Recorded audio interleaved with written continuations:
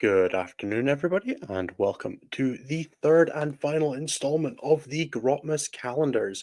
I am Ennis. I am here in a different recording location to usual because we have a guest staying over for New Year's. So I am relegated to my room. So you've got my bookshelf behind me instead of a door. I think it's a better view than usual. But yeah. I hope everybody's doing well as we come up for coming out of Christmas and New Year's. We're here to talk about another 7 detachments. Games Workshop didn't decide to do me in this week by dropping 4 detachments on a day again. So just the 7 for you this time. But we'll be running through the detachments for in order. Well, let me do this one properly. We have Genestealer cults, Adepta, sororitas, Blood Angels, Tau, Black Templars, World Eaters, and the Space Wolves. We'll be running through all of these today, going through them in our standard format that we've been doing over the past couple of weeks, which we will get into now. So we have the chart that we've been working off of. I've faded all of the things in the background so they're a little lighter. So the ones that we put on fresh today are in different colors. And then when we come back at the end, I'll kind of re-emphasize everything, and we'll kind of talk about the Grotmas as a holistic thing that has happened to us. It's definitely been interesting so far. As you can see by the categories that I've put so far, we have kind of low power, low interest detachments, which I've labeled who is this for. We've got high interest, low power detachments, which I've labeled fun but flawed. We've got more interesting, high power detachments, which are powerful and compelling. And we have less interesting detachments that are high power that I've called same options, new packaging. And every category has at least a couple of entries. So, for example, in less interesting, we have Armored Warhost for Eldar and Hexwarp Thrallband for Thousand Suns, and Nurgle Demons with the Plague Legion. I think they got the boring name. We have Fun But Flawed, which has the Veilblade Elimination Force, the Quester Forge Pact, and the Chaos Knight one, Iconoclast Fiefdom. We have Hearthband for Hearthband. We have Warrior Bioform Onslaught and Creations of Bile in same options, new packaging. And then in Powerful and Compelling, we have the rest. So we have Lion's Blade Dark Angels, Blood Legion, Scintillating Legion, Reaper's Wager, Librarius Conclave, Black Spear Task Force, Halo Screed Conclave, really tested my knowledge, Flyblown Host, Solar Spearhead, Legion of Excess, Tactical Brigade, Bridgehead Strike, Bridgehead Spearhead, Bridgehead Strike, I think that's right. Oh god, yeah, Bridgehead Strike, yeah, there we go, nailing it. And then we have Warp Bane Host and Star Shatter Annihilation. No, Star Shatter Arsenal. There we go. Get there in the end. So yeah, I think the overall so far we've seen a very, very, very healthy spread. Most attachments are kind of sitting in that interesting and powerful category, and then most of the other ones are kind of, even if I don't especially consider them hits in terms of interest, like I think Bile and Warriors and Hearthband are all perfectly powerful enough to see play if they wanted to. And I think the fun but flawed ones are for armies that are fundamentally not particularly well designed in general, with the 2 Knights and Imperial Agents. The only real misses for me are Thousand Suns and Eldar so far. And the Nurgle Demons one is kind of sitting on the edge, where I think it maybe is better than people are giving it credit for. I don't think it's that weak, but I also don't think it's super interesting. But I will say, when I was building lists for that one last week, it was definitely one of the ones that I was like, oh, actually, ooh, yeah, cool. That's kind of interesting. That's kind of fun. And I think it'll stand the test of time better than I think we're giving it credit for at the moment. With that said, let's get on to the new ones. So the same format for this one, we'll be talking about the interesting parts of the datasheet of the attachment, what datasheets are compelling with it, and then we'll be running through a sample list for each one. One thing I will say for this is don't expect me to be sitting and reading through the detachment for you. I'll kind of talk high level about what's interesting about it. But if you want to follow along with the attachment, that's going to be better for you, because I'm not just going to sit and go through all the rules. But this is kind of more to give you an idea of what you should expect to see as the compelling options for the strategy. And if you want to play through it, around it, or you're playing against it, the kind of things that you should be looking at wanting to be able to deal with. All right. First up, we have Final Day Genestealer cults. So this is basically I get the ability to bring Genestealer datasheets and Terror datasheets, and then I get a very, very real buff to both of them. The plus 1 to hit for Genestealer datasheets when they're targeting units within 9 of Terror or 6 of Terror ones is really good. Genestealer cults are generically a weapon skill 3 plus weapon skill 3 plus skill 4 army, and getting plus 1 to both of those is really, really, really powerful, especially a lot of their stuff being plus skill 5 as well. It's a 50% damage increase for like mining lasers coming out of reserve. Fridge runners love hitting on 2s, acolyte hybrids, and all that kind of thing. You love hitting on 2s. Melee aberrant's the same. It's really good at supporting Oh yeah, I remember what that is. I'm reading I Have a Need for Speed and thinking it's something else. But yeah, it just gives you access to like a really, really, really good way to make all of your turret datasheets hit just a little bit harder. And then it's got a melee stratagem for reroll wounds in melee, reroll ones if you're not in range of a turret unit. But you can just have like metamorphs and aberrants and acolyte hybrids with melee weapons hit pretty consistently, even when they come back without a character. Because that's one of the biggest issues with Genestealer Cult is that your units come back without a character when they die with Cult Ambush. You bring back 10 metamorphs for 4 resurgence points, and they don't hit as hard because they don't have a biofake, because they don't get +1 attack in bioscientic anymore, right? They don't get the +1 to charge. In this detachment, well, they still get +1 to hit and they still get reroll wound strat. So they really, really, really, really slam. Then you add in the fact that you get one of the best DHs in the game in Gargoyles. Gargoyles are an OC2 unit with movement 12, fire and fade, and assault weapons. They are capable of going 19 to 24 inches, delivering their OC2 fly bodies anywhere across the board. One of Genestealer's biggest problems, again, is getting access to objectives once your opponent's kind of locked it down, and Gargoyles make that significantly harder for your opponent to stop because you can just show up on their objective with Gargoyles. You have to do that with trucks and Outlander Claw or with hitting charges. And Gargoyles don't need you to do that, and then they also hand out a +1 to hit aura while you're doing that. There's also an unrestricted up-down stratagem, which means that you can pick up anything from Bridge Runners to a Trigon to a Hive Tyrant to a squad of Neophytes. Now, this is the only unrestricted up-down stratagem in Genestealer Cult, as far as I'm aware. You can pick up the ability to pick up acolytes or neophytes on turn 1 and do something when you go second with this army is really powerful and cannot be overstated just how good that is, especially if you're running the enhancement that gives you sustained hits on a unit, like a Benefactus unit with sustained hits, lethal hits, and being able to drop in on turn 1. Gives you like the actual ability to do a real punch on turn 1 going second. Or it lets you move a Roadrunner squad around in the same way that an Outlander Claw does, but you don't have to be married to the board edge to do it, so it can work on some boards that have maybe slightly less consistent board edge angles, but more have better midfield angles.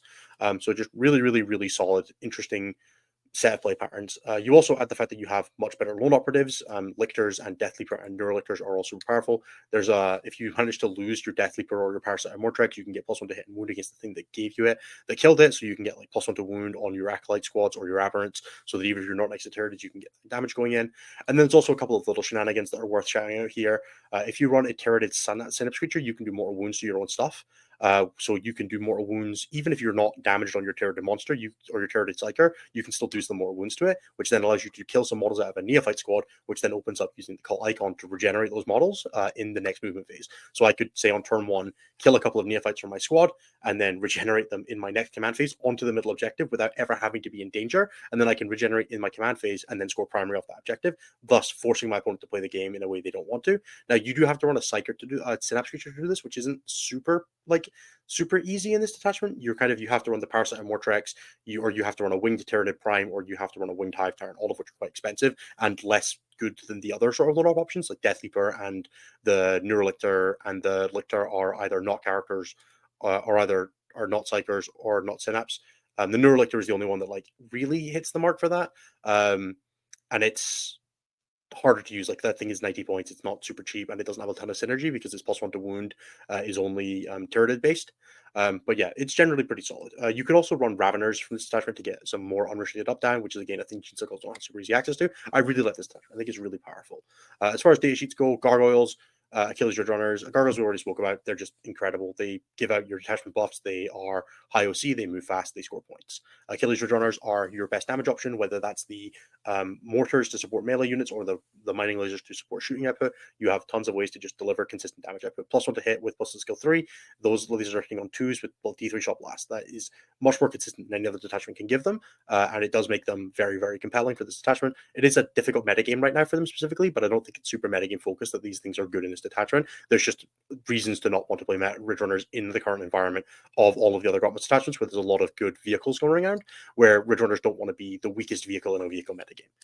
Neophyte hybrids, like I said, love this detachment. The +1 to hit skills they're shooting super well, going from hitting on 5s to hitting on 4s, is an insanely good buff. Right, it literally gives you 50% damage increase for your mining weapons, your seismic cannons, your mining lasers. Fantastic buff. Very, very big fan. And then Death Leaper and Lictor, yeah, just the best lone operatives. You're comparing them at 60 and 80 points to the Sanctus and the Saboteur at 60 and 65, and it's like wow, these things are so much better. They are tougher. They're tougher. They hit harder. They have fight first.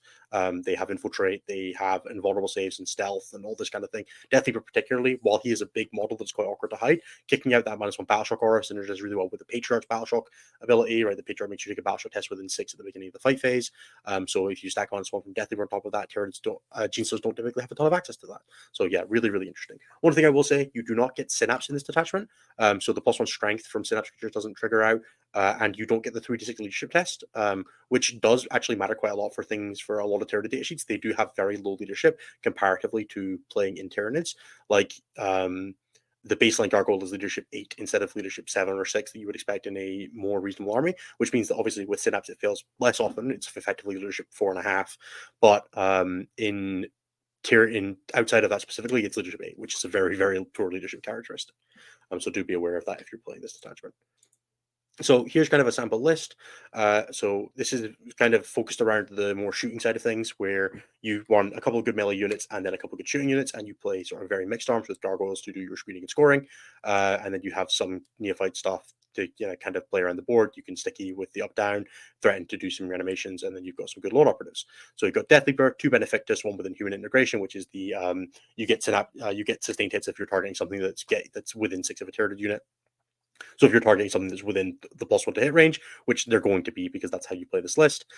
2 Biophacus, 1 within Raptor Damnation, which makes it immune to Overwatch, so just a nice little buff for a Metamorph squad. 1 squad of Acolytes with all pistols to sit on your home objective and give you CP. 3 squads of Acolytes with Hand Flamers. These are the guys that you're going to bring back with your reanimation points a decent amount of the time, along with the Metamorphs that we'll be talking about in a bit. But, this will do your screening, do your scoring, do your secondaries, while also chipping out a decent bit of damage output and being quite good in combat. Hitting on 2s with full wound rerolls against more things does mean that they have a lot of capacities for punching up. And you can get them full wound rerolls even against things that aren't on objectives with the stratagem.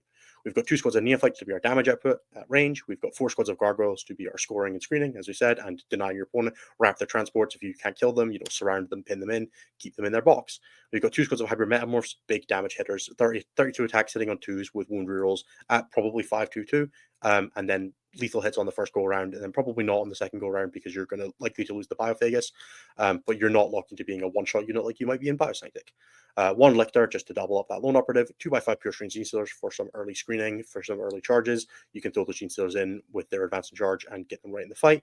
They don't really benefit much from the detachment rules, but they don't hate having wound rerolls. There is a world here, like you could, instead of having the first Benefactus and the second Benefactus Neophyte squad, of putting in another 10 of Genestealers with a Patriarch, and then having that have the immune to Overwatch, and then potentially putting in a truck and then using the full wound rolls on that, and then with devastating wounds that unit absolutely slams. But it is, you have to choose what you want, right? You're adding in another 100, like another 15 data sheets to Genestealer Call, and suddenly you can't have everything you want. Then we have 2 Ridge Runners. They're our backfield. They have more Urs than Survey to give ignore cover and +1 EP. And then we have 3 squads of Raveners to kind of place them up and down, and again, just do that scoring. Make sure you're always hitting your secondaries. Overall, I would say I'm a pretty big fan of Final Day. I think it has all of the tools that I'm looking for an interesting army. It's got damage, it's got flexibility, it's got movement, it's got shenanigans. Like there's nothing in it that I look at and I'm like, oh, I really wish I had that. Right? Like you can build to whatever range of it you want. Right? Like I'm not leaning super hard on the Synapse synergy. I'm not running any of the big Tyranids monsters. Right? You could run Molochs and Trigons and all that kind of thing and have some big hitters or some out of sequence mortal wounds. Right? Like there's lots of things you could do. I definitely went with a more standardized list, right? That's kind of like hey, let's take what was working in Host of Ascension and Biosantic and then play in this detachment. You could do that even more by playing like 3 squads of 5 aberrants that would absolutely not be bad in this detachment. So yeah, give it a play. I do have it slightly lower on the interesting scale just because ultimately you're still just kind of playing with the same Tyranids and data sheets that we've been playing with for ages. You're doing it in a new way and you have the new cross synergy, but it's not like it's particularly like you're still just using neophytes, acolytes, and metamorphs, and then gargoyles, right? Like it's not particularly a brand new way to play the army, which yeah, I think for me knocks a couple of points off. But I think it's really good. I think it's really powerful. I think it might be one of, if not the best ways to play Genestealer Cult, along with Host and Biosanctic right now. Okay. Next up, we have Champions of Faith. Now, these were some of the tougher ones to write this week. I think Hexwarp Thrallband so far has been the hardest one to like write a list that I was compelling, that I thought was like actually interesting. but for Champions of Faith, I think I found a couple things that I don't hate. So there's a sustained hit strat in shooting, which obviously makes with the plus one to hit stratagem, Paragon Warsuits are terrifying. Particularly the Vol squad that has full rerolls and hits on twos is very happy to chase sixes or chase lethal hits into tougher targets, which does open up some really interesting options. And again, the same in melee, right? That means the Vol's unit can suddenly kill two things where maybe it would have only killed one before. Small units that do something. It's something that sisters don't actually have a ton of. You have Seraphim, and then you kind of have Zephyrim, but Zephyrim are kind of anemic. This detachment gives you +1 OC and on Sacrosanct units, which I was looking at, and like for 75 points, the Sacrosanct unit is decently okay in combat. It's got a 4 vulnerable save. It's 3 up armor, 4 vulnerable save. It's damage 2 in melee, right? Like it actually does something. And for me, that's something that sisters haven't had a ton of access to. So I quite like just having a little bit more of that kind of just stuff on the ground. Because yeah, you would run them with the Hallowed Mace. You get 3 attacks each at 4-1-2 with lethal hits. Sergeant gets the Spear of the Faithful, so it's like 15 attacks. So it hits like a jump package. Yeah, it's not fast, but you can make it hit on twos. You can give it the plus move, right? Like you can do the Miracle Dice stuff on it if you want to. I don't think this attachment is going to be like super going heavy on the I'm going to spend Miracle Dice to make my stuff faster. Especially like if you were in a transport, you couldn't be targeted anyway, which means that you effectively end up being slower than you would have been if you were just inside a transport because you lose the disembark distance. But small units that do something is genuinely kind of compelling. Having a fallback and shoot stratagem is something that not a lot of other system attachments have. And having a castigator that can just leave combat does make the battle cannon a little less scary. Or let your all kind of get around the corners. And the 6-inch piling consolidation strat is good everywhere it showed up. Every attachment that has ever had that stratagem is always happy to be using it. You can pile and consolidate and tag up a bunch of stuff, right? We've seen Biostatic players doing it. You can have a Paragon Warsuit squad that just goes super deep into your opponent's deployment zone, grabs a bunch of things, and then says, cool, you want to fall back from me? I'm going to start threatening Overwatches with Vol, with full rerolls, right? Like that's genuinely kind of interesting. Now, I think this obviously suffers a lot from the recent data sheet that basically said you don't get to have nearly as many Miracle Dice as before, right? This detachment very much feels like it's priced around having 10 more Miracle Dice than it does in the game. So you're going to need to lean a little bit harder into having, making sure you've got 2 banners going the entire game so that you can, when you need it, you can get this off, right? But yeah, in terms of data sheets, Paragon Warsuits, I think the squad, like one squad without Vol, suddenly feels a lot less bad than it has in a lot of other detachments. Yes, it's not as fast, but it doesn't care as much if it's coming out of rapid ingress. It can get +1 move, it can get +1 to hit, and then suddenly you throw the sustained hit stratagem on it, and it's actually genuinely pretty compelling.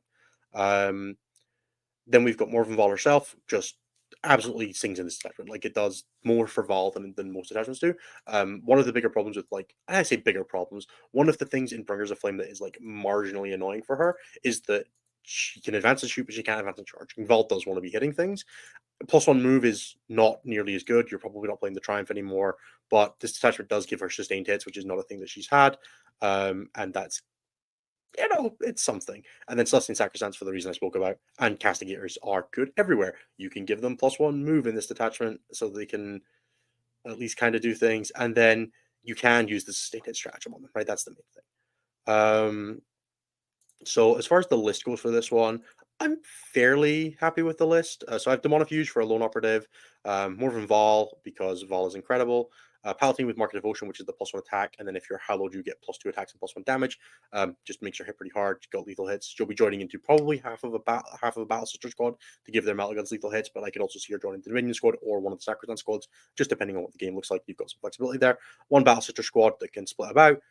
We've got 3x5 Celestine Sacrifices are small trading pieces that can go in and actually marginally take a punch and can definitely deal one.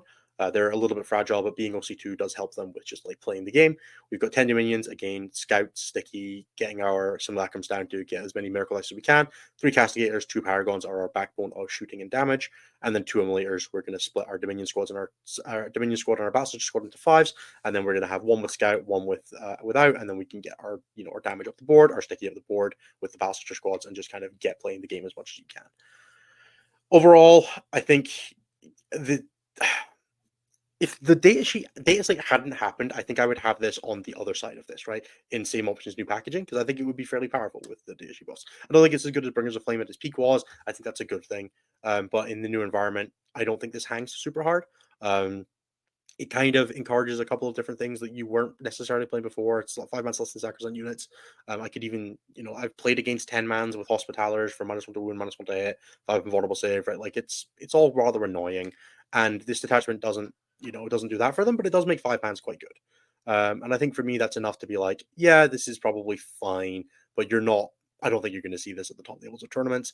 I don't really think it's doing much different. It's just kind of another analog on Hallowed Martyrs or any of the other ones. Like, there's nothing, there's no meat and potatoes to this, is kind of how I feel. Like, I wouldn't, if you told me that I had to play that list that I wrote, I would be like, yeah, okay, fine. And I'm sure you can win games with it. It's still got Castigators and Vol and all the good tools. And Mercodites are still a very powerful mechanic. Yes, you get significantly less of them, but Eldar have been doing just fine with 6 for the game. Yes, I say just fine. Eldar have been on the back burner for a while, but, the Mercodites are still an incredibly powerful mechanic. And you still get a few of them. A few of them is probably the most I'm willing to give that. But yeah, overall, not one of my favorite detachments from Grotmas. Okay, next up we have Angelic Inheritors for the Blood Angels. So this is the character support detachment. It's basically your character units get to pick between 2 of reroll advances and charges, fallback and charge, and reroll ones to hit and wound. I think most games you'll probably pick fallback and charge and reroll ones to hit and wound. But I could definitely see picking reroll advance and charges if you're not super worried about playing a combat matchup and getting tagged up at all, but I would like to just always have the option to fall back and charge because when it's good, it's really good. And you don't have a ton of options for it otherwise. It has the Lance Lethal stratagem, which is really good, right? Character units get Lance and Lethal hits. That stratagem was incredible when it was in Sons of Sacronius. It definitely copped a bit of a hit in Liberator Soul Group, becoming just one of the two, and then you have to battle for the other one. It does help a ton with like Sword, Sanguinary Guard, and things like that, which have AP3 but no Lance and no Lethal hits, where the Spear would have Lance, unless you really make the most out of those rural ones to hit and wound. Scout gives you some interesting turn 1 plays. Scout is not as good as Advantage Charge, but you can have a unit that has Scout that then goes 6 inches straight forward, and then turn 1 can just slam into your opponent as effectively having an automatic advance on a unit on turn 1. It's a lot more telegraphed, but it lets you use staging opportunities, lets you use your deployment zone a different way, lets you use different parts of your deployment zone. And I think Scout is genuinely pretty good. And putting it on a character with 3 Sanguinary Guard, or putting it on like an Apothecary Biologist with 6 Eradicators are the kind of things that I'm looking at. An Apothecary Biologist with Eradicators is the kind of thing that like I would love to look at in this detachment, but that unit's just so expensive now that it's kind of hard to justify. And the load up strat is genuinely fantastic. 18-inch lone operative just being like, no, you don't shoot that thing. I have pressured the side of the board. You cannot shoot them. It lets you charge in with Sanguinary Guard or captains in jump pack unit or captains in assault initiative units or stern guard units and go in and beat face and then be really annoying. It's just a good strategy. 18-inch lone up has been, it's not as powerful as 12-inch lone up was, obviously, right? We all know that, but it's still a tool that you can use to split the board against your opponent, where I'm going to push this flank and you can't push the other one. So good data sheets here. Sanguinary Guard, 3-man Sanguinary Guard squads. Love these buffs. 1 character, 3 Sanguinary Guard. It's a 250-ish point package that hits really hard now. Plus reroll the ones to hit, reroll ones to wound, and then Lance Lethal with free strats from captains or with lethal hits from Dante. They really, really, really do just do a ton of damage. Mephiston and the Sanguinor are both good lone operatives that get tons of benefit from reroll ones to hit and wound. The nice thing here is that because they're solo characters, they're just going to get reroll ones to hit and wound all the time. Sanguinor also can leave the board while he's in engagement range detachment, so you can do some funny things where like you drop him in, like you rapid ingress one to primary, charge something, live a turn, then leave the board, and then do your drop in the next turn, right? Because you don't have to. Sanguinor's like drop in to combat is once per game. You can't use it multiple times even if you go off the board, but you can leave him in reserve after having already ingressed him in for primary or to go and pressure a flank, which gives you some little flexibility. And then character units in general, it kind of doesn't matter what it is, just pick a character unit. It's probably pretty good. 10-man intercessor squads with lieutenants for lethal hits and shooting are not terrible with real ones to hit and wound. Sanguinary Guard units that hit really hard. You've got Apothecary Biologists plus Eradicators or Aggressors. You've got Stern Guard veterans with characters. You've got jump back intercessor squads with captains. All these kind of things, like they all become a lot more interesting. The detachment, the list I've built, like I generally tend to follow my personal preference, which is MSU style. So here we've got Dante, Sanguinor, Mephiston, 2 captains with jump packs, 1 with pressure flash for the 6-inch scout. a Blood Angels captain with 5 assault intercessors, 2 squads of jump pack intercessors. You do have a 1 CP stratagem to give a unit character, so you can do that for assault intercessors with jump packs to get them reroll ones to hit and wound. I believe that you cannot use that on vehicles because that would be really funny. There's a world where these could be like Outrider squads. Again, I think Outrider squads can use that stratagem as well. Yeah, it's infantry only. So that's generally why I prefer. Like, I think Outriders are pretty good right now, but Assault Intercessor with jump packs can use the stratagem for real ones to hit and wound, which means that you can make them punch up a little bit even outside of Oath. 3 squads of 3 Sanguinary Guard, 1 getting Dante, 2 getting the captains with jump pack, 2 squads of scouts for your scoring, 1 squad of infiltrators for your screening, 2 Vindicators because they are the most.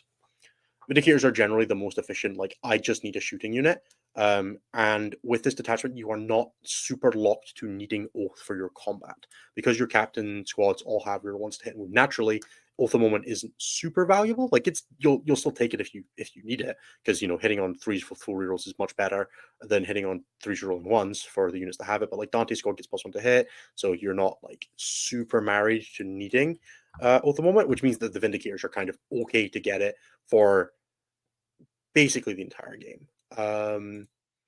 Which, yeah, Vindicators are just generally pretty efficient. They also add more 2-up save stuff, which when you're playing, 3 squads of Sanguinary Guard, more stuff with the 2-up save does help no selling your opponent's like AP values. And then 1 Impulsor to go with the Assault Intercessors. Just Blood Angels Captain, good data sheet, punch up. You can find the points to make this a Sanguinary Guard unit so that it's better into your Oath target, but it doesn't have to be on objectives. But I like the OC and the full wound rules for the squad, and the squad doing a bit more damage. Like, there's pros and cons to both sides of it, but also 25 points is 25 points. So yeah, overall, I would say I do quite like Blood Angels. I don't think it's like the most powerful detachment they've previewed. It's like, for me, it sits like about the same as Liberator Assault Group. It's got power, it's got flexibility, but it's a bit more married to character units, right? It's more of like, if Liberator is the play 30 units of stuff and get them all like this +2 strength +1 attack buff, Liberator is MSU. This is, you have 5 insane units, and then everything after that is like a little bit worse. You could also go heavier on the shooting. I've seen some people floating around things like Tech Marine with Devastators, Inceptor squads just generally because they have an up-down stratagem, which is quite good. But they were. I hate Inceptors personally. They're one of my least favorite ACs in the game, so I will never encourage anyone to use them. But yeah, for me, this sits in powerful and compelling. I think it's an interesting detachment. I think it's got good rules. It's always going to suffer by comparison to regular Space Marines right now because the Oath change is super good. The +1 to wound against your Oath target for Marines is really powerful, and this does not get that. You could build in such a way that you do get it, but Anthony will hurt me if I keep telling people that they can do that, and you would have to write, like, this detachment does suffer from losing like Dante Sangrenor, Mephiston, and and Sanguinary Guard. Like, they are much better here than they are in like Liberator, like no Blood Angels units Liberator build. So I'm less inclined to encourage it here anyway. Okay, next up we have Auxiliary Cadre, and I'm going to have a quick drink. So Auxiliary Cadre is really interesting. Basically getting Lord Operative 18 for all of your Kroot and Vespid units, and then getting +1 AP for all of your regular Tau units, other than Titanic Pure Storm Surges will never get to be good again, and long may that continue. You get +1 AP is a really good buff, right? We played Retaliation Cadre almost exclusively for the +1 AP within 6. The +1 strength within 12 was nice, but that doesn't change a ton of breakpoints. +1 AP is almost always good. And that was Battlesuit only, and this is not Battlesuit only. This works on Skyrays and Hammerheads and Breachers and everything in between. +2 strength. You also get the ability to have safe approaches with all of your Kroot units. Your Vespid and your backfield are just not getting shot as long as you can keep them within 6 of your Tau units. Like, you can keep your backfield super safe. One of the cooler things you can do to detachment is have like a Kroot Rampager squad surrounding a Riptide and just going, you can't run up my Riptide because the Kroot Rampagers are going to beat you up.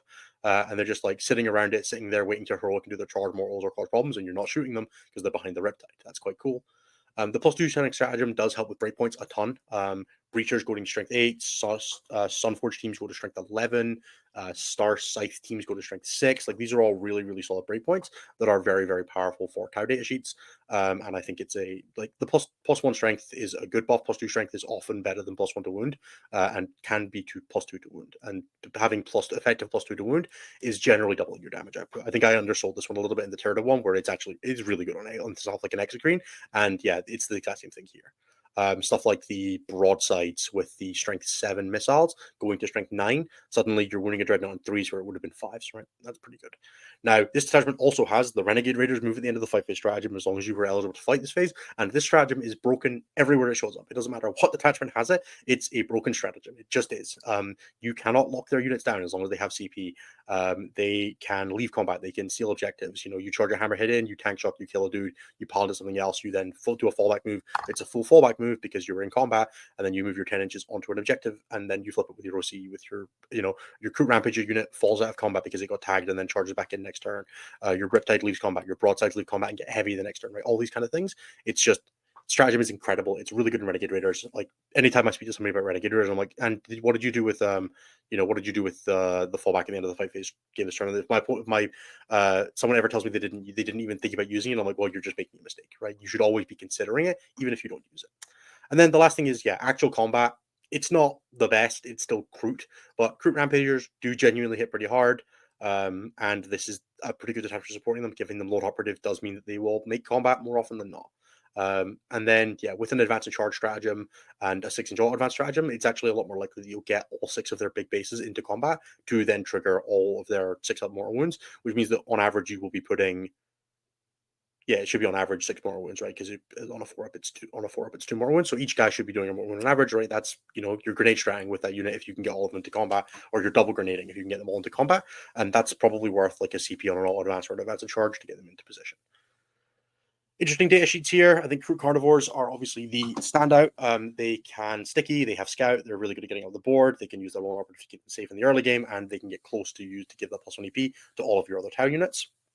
Your choice of shooting, I think everybody's got their preference with Tau shooting, whether you like Riptide, Skyrays, Hammerhead, Sunforge teams, Starsight teams, the Missile, Fire Knife. Yeah, there we go. Like whatever your preference of Tau shooting is, there is something for everyone in this detachment. I've seen broadsides, I've seen Riptides, I've seen Hammerheads. I've got my preference, but we'll get into that. And then I think Vespid Stingwings, since they got the up-down change, where they are just much more consistent at going off the board, they're one of the best units in the game at doing that scoring job, right? 65 points, they're just Swooping Hawks. And we've all played against Swooping Hawks in Eldar, and they're all super annoying. But having Deep Strike on that Scout squad is really good. Their gun is also like not terrible, right? Being 5.22 with 2 shots each. Yes, it hits on 4s. It's not the best thing in the world, but it's pretty good. And then Kroot Rampagers, yeah, as we discussed, just they give you a bit of combat, they give you a bit of charge mortals, they give you meta sequence damage, they help you pop like Venerable Dreadnoughts and Custodies or the Phoenix Gem equivalents in any detachment, right? Just more out of phase damage for Tau is pretty good. All right, so here we have a sample list. Commander Shadow Sun for rural ones to hit, and just be a lone operative that hands out that lone operative aura. Very annoying thing to deal with if you're playing against like Guilliman with a lone up lieutenant. Kroot Worshaper with Fanatical Convert, having an 18-inch lone operative that can guide is pretty nice. You can use Fire and Fade off of this guy, or not Fire and Fade. For the greater good off of him, and he can throw out a guide, which then means that you don't necessarily have to lose one of your units while doing a guide. So you can kind of support from the back. There's also a fun shenanigan here where you can use a free strat on him every turn. So you can just go with like the +1 AP stratagem on him, for example, and then because you use the stratagem on him and he's within range of Shadow Sun, you get to try to farm a CP off of him, which is just a solid little interaction that you'll see out of like Creed and Creed in guard armies, for example. But anytime you've got a free stratagem and a CP regen mechanic, it's it's a nice little combination. 2 squads of Kroot Carnivores, 3 squads of Stealth teams, just scoring. 2 squads of Vespid, more scoring, and then 2 Kroot Rampagers, 2 Riptides, 3 Skyrays. There should also be 2 squads of Star Scythe teams on here. So I'm going to very, very quickly remember to, yeah, there should also be two squads of Star Scythes on here. Let me hop in and edit this because I know that every time I do this, somebody goes, what the hell? Why was that not there?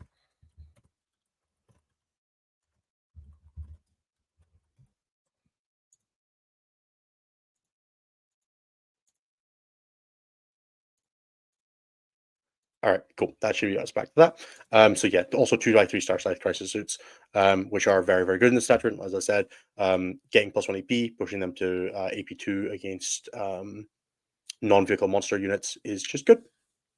Flamers with +2 AP, pretty solid. All right, where do I have this? So I have this one up at the top. It's currently overlapping AdMech. I decided that this was the point where I was like, all right, I've filled up this top right corner enough that I'm going to start reusing spots. So I have a better solution for this that you'll see later on.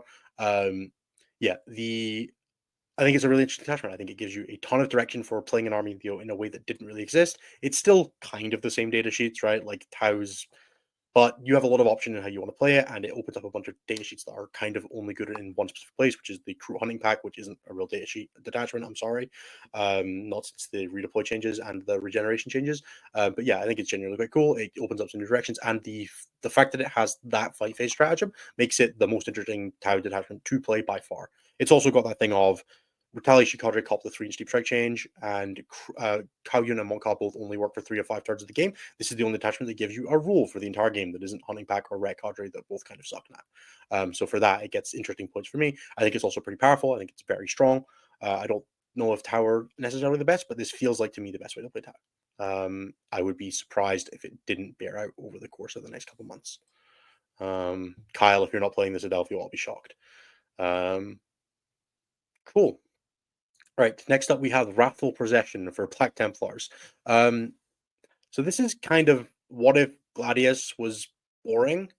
Um, the only interesting thing to me here is obviously the 3 doctrines that it has, right? +2 move, +1 to advance, +1 strength in melee, and 5 invulnerable saving and shooting are not once per game. They are just pick it every turn. So you can just have +2 move every turn for all of your infantry, and that is, look, it's not advance and charge, but it's better than rolling a 1 on an advance, and it's guaranteed, which means that you and your opponent can both play around it, which obviously has its downsides.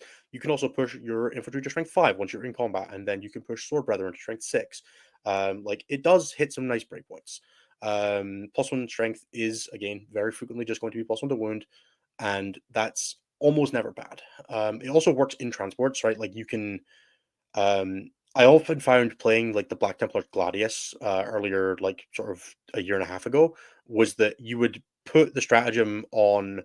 Um, you would like you would be playing and you would be like, I want to do advanced charge this turn, but my eradicators are inside this transport and I can't use Devastator Doctrine on them to have them do all of their work because they're in a transport and I can't use strat on them, right? Whereas this one, it's just, well, everything gets the +2 move, right? So you're not using the advance, you're not trying to turn on the once per game advance and charge for units inside a transport. They're just +2 move. Like a Sword Brethren squad coming out of a transport is 11 inches plus their charge, which is just a bit further. And then you've got a bit of shank with the 3-inch combat stratagem, which is nice. You can kind of like tag some units and then hit from further away, or you can like split your combat around. It gives you some interesting options. Or it also works quite well for like a 20-man Primaris Crusader squad to make sure that all of them fight, which is a thing that unit can sometimes struggle with. Now, what's interesting for this detachment, I have Sword Brethren. I think Sword Brethren make out pretty well from all these buffs. They don't have an invulnerable save. They are fairly low strength, and they are not super fast. So all 3 of these buffs are pretty good for Sword Brethren. I think Eradicators quite like the +2 move option, pushing them to like movement 10 out of a transport with 3-inch disembark +2. Like I had a look at a version of this that included a repulsor and 6 Eradicators with an Apothecary Biologist. Unfortunately, you can't give them the stealth enhancement, which would have been really cool. That is locked to Black Templar keyword data sheets, which means it has to go on like Castellans and Marshals. So I ended up just not bringing that. Then you've got Grimaldus plus Crusaders. I think they are the only way to have natural advance and charge in the detachment, really. But giving them +3 to that threat range, so they can go movement 8 plus an advance with +1 to that advance and then charge, is genuinely quite good. And they can still maintain the feel no pain and still be an obnoxious little unit. You can also give them precision to like help deal with their like not super amazing high output. Like they are fairly low like strength and APs, but so just being able to precision that character and then know that that's that combat kind of thing is kind of interesting. I don't know if it's like the most interesting thing in the world. Um, yeah, I don't know. I'm kind of running out of things to say about this detachment. And then yeah, Outriders and Jump Back Intercessors. The +2 move works on vehicles mounted. So pick your poison for your small scoring thing. You can get them in the game a little bit faster, right? Movement 14 on Outriders and Jump Back Intercessors does help them just get in the game. All right, so here's my list for this one. It's Grimaldus plus a Primaris Crusader squad, 20 man, High Marshal Helbrecht, 2 captains, one with Sacred Rage, which is the once per game fight first enhancement. We have 3 squads of Primaris Sword Brethren to join with the captains and Helbrecht, 3 Black Templars and Pulsars, get those multi-meltas and that firing deck on the go. It shoots harder than you think it would. 2 squads of Jealous Honest with jump packs, 5 intercessors, 5 2x5 infiltrators, and 2x5 scouts. Now, there was a version of this that had more shooting in it, right? Vindicators and all that kind of thing. And like, I don't think it's necessarily wrong to have that, but I was like, I want to have the 20-man Primaris Crusader break. Like, play this as a combat army. Like, if you're playing this, you're doing it to go forth and slam. So, like, stop doing anything interesting and just go forth and slam. Uh, uh, and interesting flexibility. You're playing this to have an infantry army that runs at your opponent real fast, and this is the version of that runs at your opponent real fast. Where do I have this one? For me, it's who is this for? Like, I just don't I don't understand why you would play this instead of Gladius. That's kind of what I get to with this. Like, none of this is better than just having advance in charge and a lance lethal and the lance plus 1 AP stratagem. It's just better than everything it's doing here, is how it feels to me.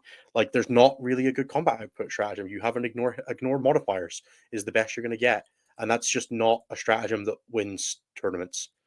Um,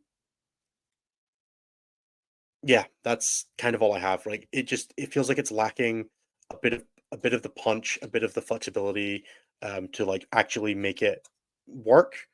Because Primaris Crusaders are a good data sheet, but they need a little bit of help to get over the line. And +1 strength and +2 move occasionally, like you're not even getting both of them at the same time, are not the buffs that are going to get this attachment to that degree. I do not think.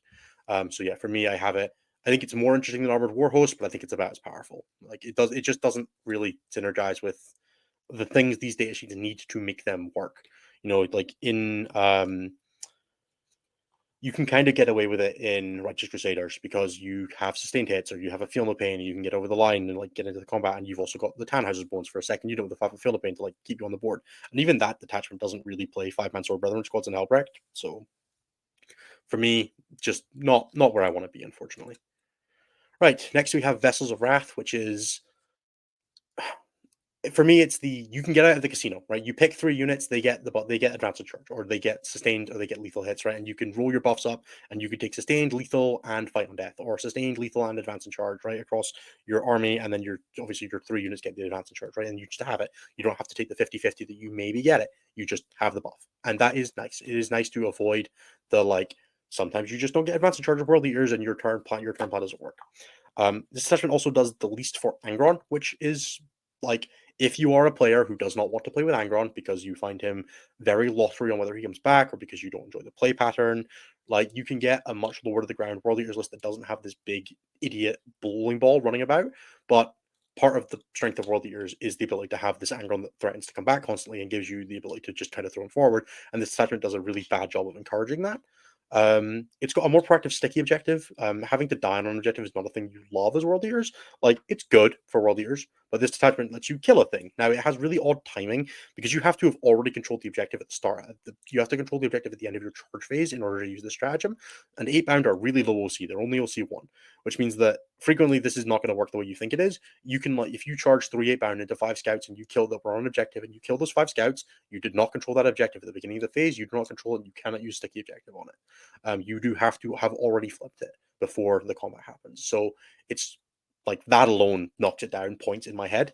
And then yeah, Blood Surging 8-bound is annoying. Those units are pretty damn good at surviving damage, right? 5 at Feel No Pain, 5 Invulnerable Save, 4 Invulnerable Save if you're running the Demon Prince, which I think you probably will be because of the Walk Through Walls upgrade. Like, trying to engage with this detachment on its merits is tough, but it's got some. It definitely does.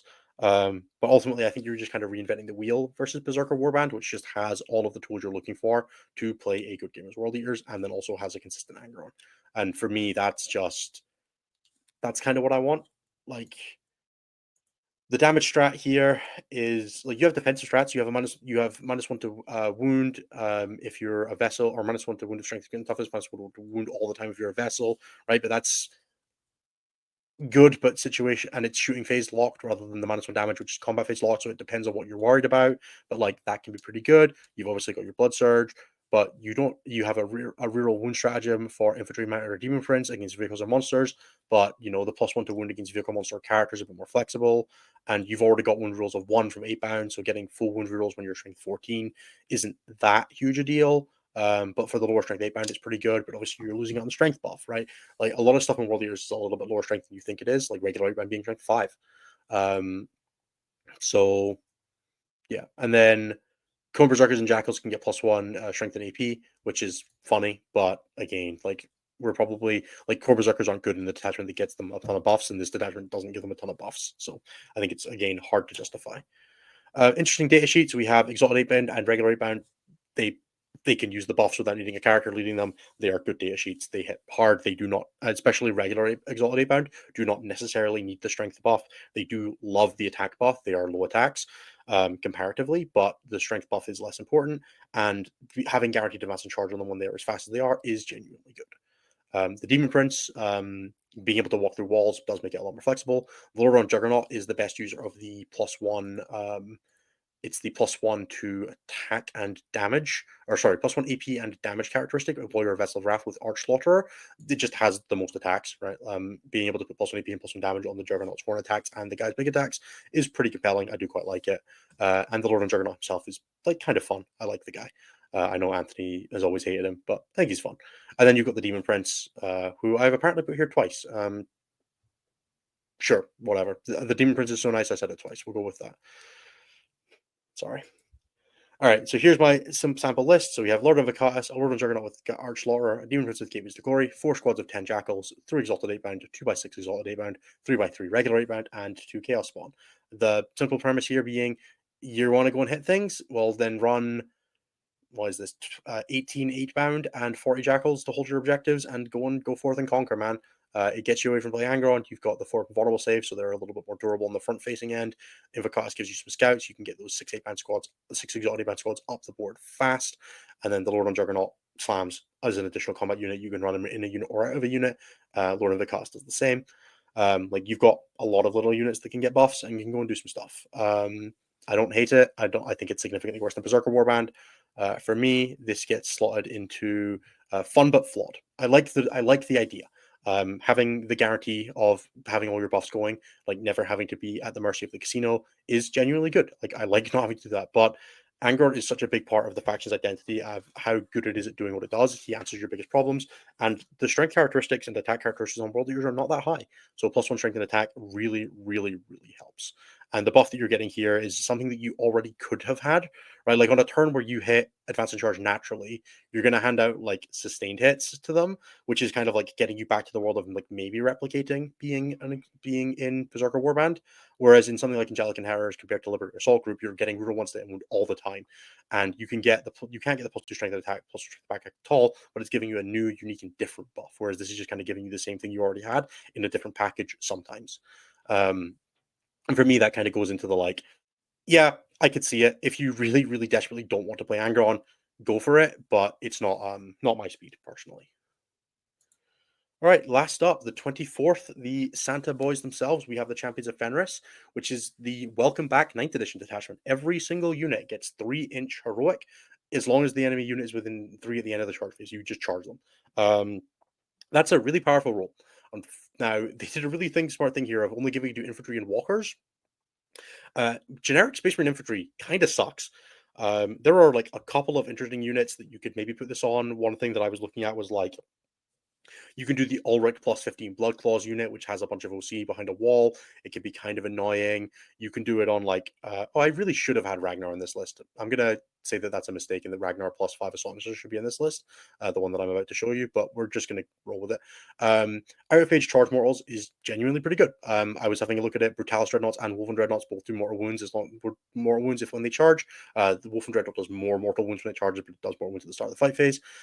You have sticky objective off of Dreadnoughts, and Vindicators don't need help. That's the only other interesting thing here, right? Like this detachment wants you to play Terminators, but Terminators are bad. Unfortunately, that's just not a good data sheet. So a few of the things I was looking at here, Judicar is great, right? Like there's an enhancement to get 6-inch version of this, which is just insane, right? Just having a Judicar with like a Blade Guard or Assault Squad stood behind a wall, that if the second your opponent stands on an objective, you slam the button and you slam into them with a Judicar unit. Like with Fight First, not a lot of things are going to be happy taking that charge, especially if you're like dealing with the big things and then letting that deal with all of your opponent's small things. That's a great place to be. The Wolfen Dreadnought and the Brutalis Dreadnought both have out of sequence charge mortals, the Brutalis has charge mortals. The Wolfen Dreadnought has start of fight phase mortals or when it's selected to fight mortals. They get +2 to the roll for how many mortals they deal if it charged. So same thing, different thing. And then Bjorn the Fell-Handed, Murder Fang, all of these kind of walker data sheets are pretty great. Now, the last thing is, yeah, Ragnar has generic advance of charge. He should be in this list. He's not. Don't worry about it. I'll talk about what you could have a look at for him anyway.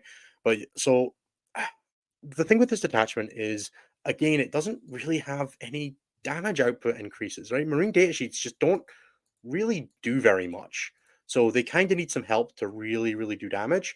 Now, enhancement wise, yes, you've got the 6 inch heroic, you've got a desperate escape thing, you've got advanced fallback and shoot and charge, right? You've got reroll charge, but then your stratagems like there's a lethal hits, sustained hits for infantry only, which is fine, right? Like you'll use that on your Judicar unit, but it's not going to make like a Terminator squad good in combat. You've got armor contempt, you've got sticky objective, you've got battle shock test, you've got stealth, you've got Terminators and Strators, right? None of these things are like none of this even comes close to comparing to Lance plus 1 AP. That's the problem, right? Sustained hits is good. That's a good stratagem, but it's infantry only. So you can stick it on an Inceptor squad and shooting. You can stick it on an Aggressor and Eradicator squad and shooting, and that's pretty good.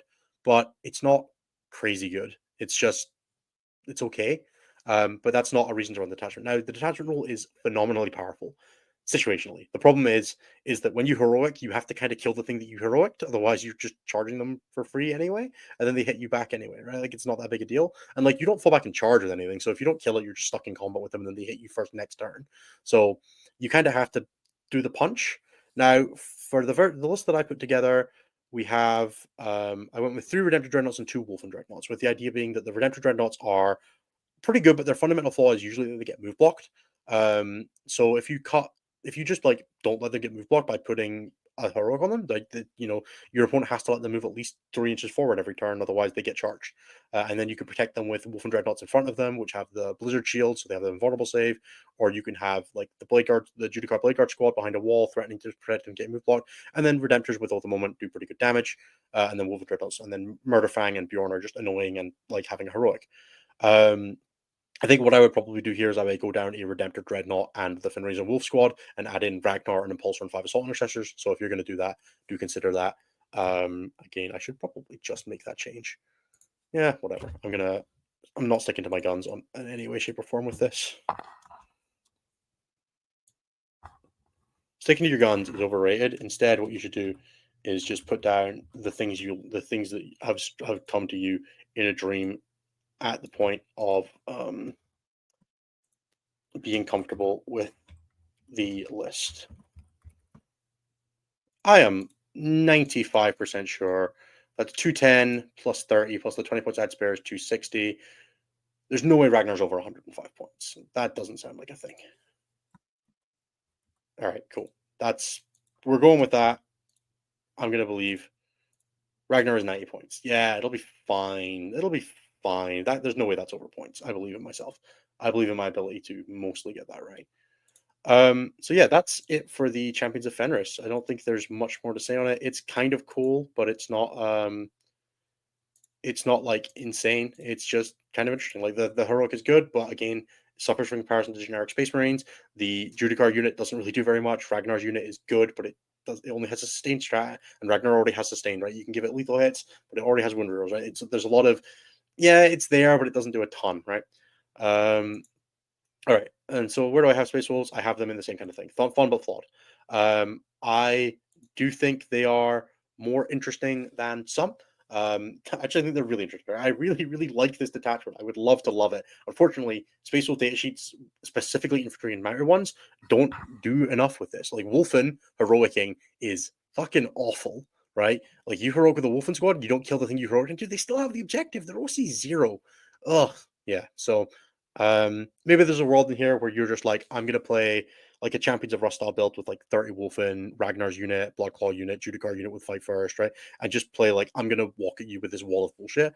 But I still think that's worse than just having Champions of Rust with the sustained, the lethal, the feel no pain. So I think that's gonna be me for that one. So here is the overall, and as you can see, the one that I doubled up, I've split in half. Woohoo, I was so proud of that.